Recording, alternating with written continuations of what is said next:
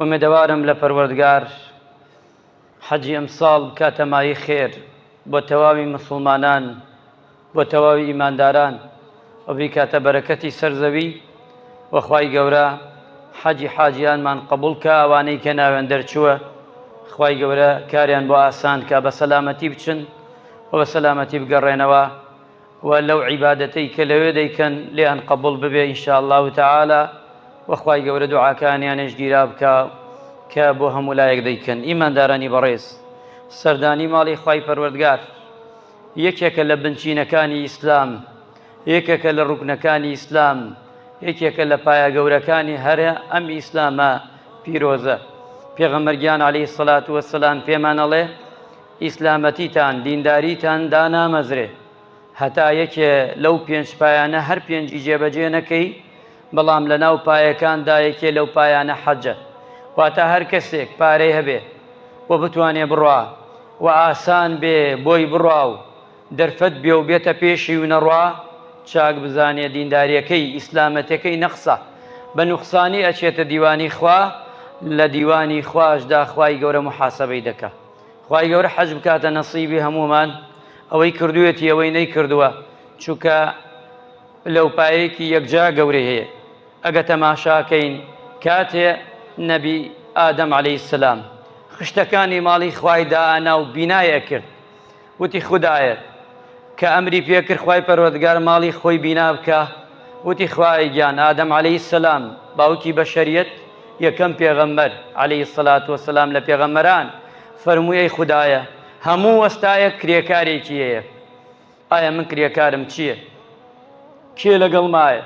ئەو شوتی ئادەم نەوەکەتە، کرێکاری تۆ نەوەکەتە، هەر کەسێ هاتە ئەیرە، هەر کەسی هاتە ئەیرە ئەوە من لێی خۆش دەبم.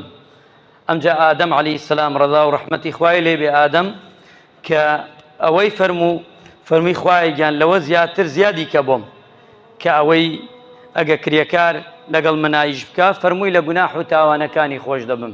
ئادەم عەلەیهی سەلام فەرمووی خوای ئەمە کەمە، وتی هەر کەسێ بێتە ئەیرە تاوان و گوناحی لێ خۆش دەبم.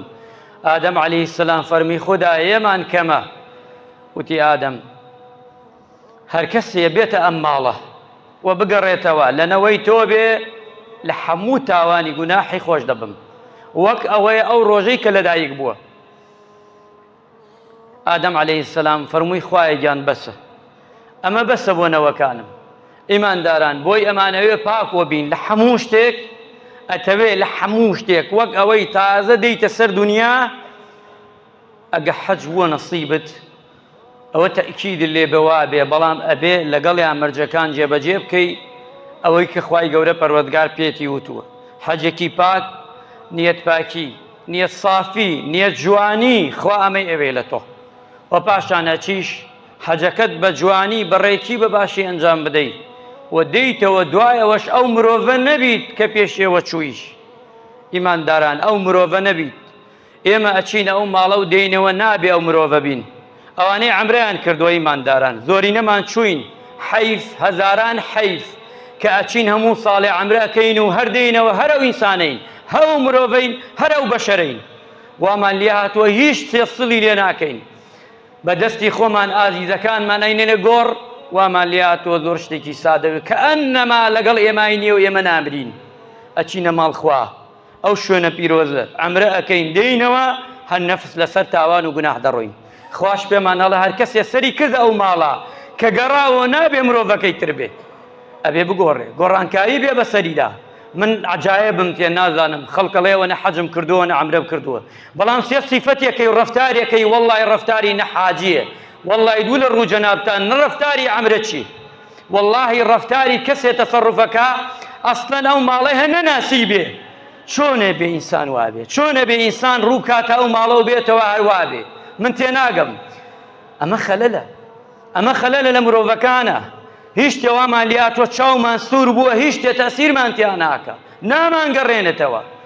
چی کاتێ گەڕێینەوە؟ ئەو کاتێ مەلەکل مەوت یەخەمانەگرێ، کە یەخەی گردین ئەپەڕێینەوە خوایە دەقەیە سانیە چریکەیە نییە، تەواو ناخواتەوە بەخوا، نە چریکەیە نە مسقالە زەڕەیەک نابێ وابین. ئێمە کاتێ بە حەجی ماڵی خوا ئەکەین ئەبێ بەڕاستی کاتێ وتیان حاجی ئەبێ شەرم کەی لەو ناوەی کەنراوە پێتەوە. ئەوە ناوێکی زۆر گەورەیە. کاتێک کڵاوێک دەکەیتە سەری و پشتیوێک ئەوەستی، ئەمانە گشتی معنای بووە لە پێشدا، پیاوە بە تەمەنەکان نەزانن. هەر کەسێ پشتوێنەیەکی ببەستایە، پشتوێنەی حەج، ئەگە کڵاوێکی دابنایە، ئەگە بیانتای حاجی، ئیتر حەسابێ کرد بۆ هەنگاوەکانی خۆی، حەسابێ کرد بۆ قسەکانی خۆی، حەسابێ کرد چۆن بڕۆ بۆ شوێنەکان، لەکوێ دانیشێ لەکوێ هەستێ. ئەی توخوا ئیمانداران ئەمڕۆ وایە، مسڵمانە عەزیزەکان ئەمڕۆ وایە